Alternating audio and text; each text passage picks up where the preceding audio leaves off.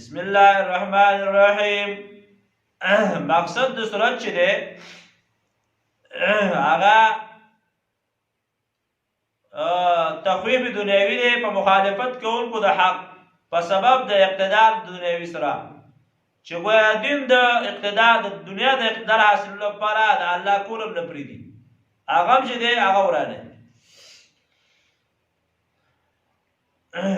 الم ترى كيف فعل ربك باصحاب الفيل.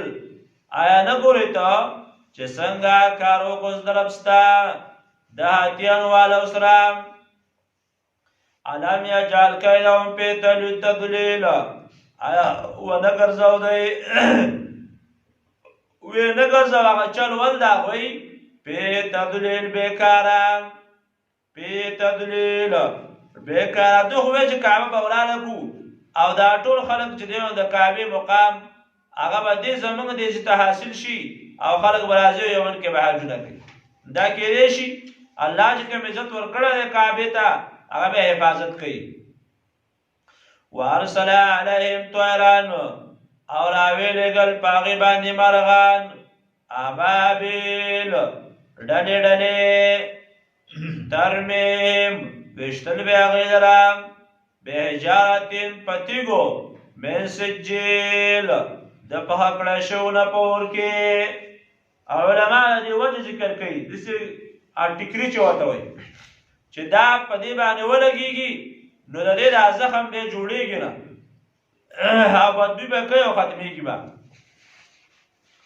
فجعلهم کعصف مأکول، ویې ګرځول هغوی په شان ته د بوسو خوړلی شو. بوس چې وخوړلی شي نو شی ته جوړ شي، هغه عین شی ذکر نه کړه دا د وجې د کراهت نه، معنا دغسې شی د شی نه ته جوړ کړل، یو قیمت نه جوړه کړه. فجعلهم نو ویې ګرځول هغوی کعصف مأکول په شان د بوسو خوړلی شو. نو هر هغه چا پام کوئ ګوره چې چا دین د په خلاف باندې یو خبره هم کړې ده الله د هغې سزا ورکړې ده او تاریخ په هغې باندې ګواه دی.